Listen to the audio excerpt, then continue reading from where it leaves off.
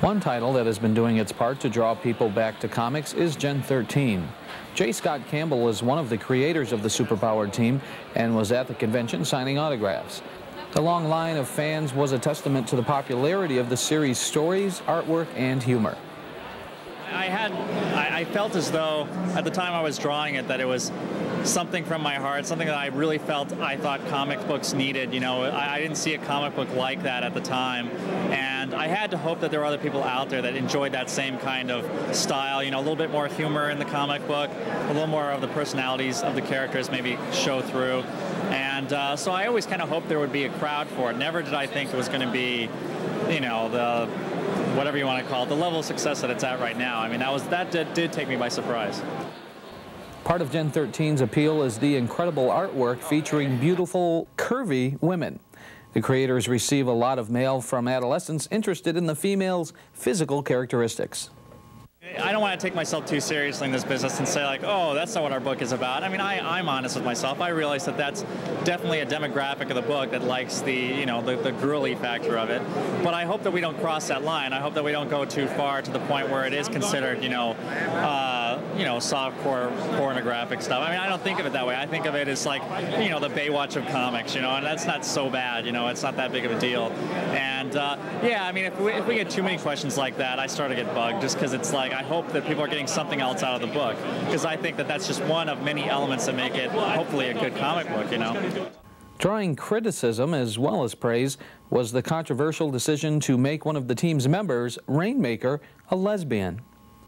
People think that we're trying to get on some political soapbox or something with this. I mean, it really isn't anything other than the fact it just made for yet another interesting character, you know. I mean, there was quite a few girls in the group. We wanted each one to have a distinct personality, and that just gives her yet another, you know, I guess, card in her deck that makes her a little more interesting than like your average superhero character, you know. I mean, I thought that would just make for interesting inner, you know, team chemistry, you know. I mean, it just, and I think I've had fun with it. I mean, I think that you have a character, each character in the group represents another demographic of whether or not, you know, I mean, you know, Freefall's a little homophobic. I think that Fairchild's a little more understanding, and I think that just represents, you know, society in general, you know. And I think it's, I mean, we don't really take any real side in the matter. It just makes for an interesting character. Campbell said that after 4 years on the title, his reign may come to an end in late 1997, possibly to work on a creator-owned title. We asked him who he would like his successor to be. I kind of feel like in comic books, a lot of people don't stay on a book very long at all these days. It seems like somebody's on a book and off of it in 3 issues or something like that. I hope that I've left a mark on the book enough so that whoever comes in, whoever it may be that fills in my shoes or whatever you want to say, I hope that there's enough of the groundwork there that they know what the book is supposed to be like, what works, what doesn't work.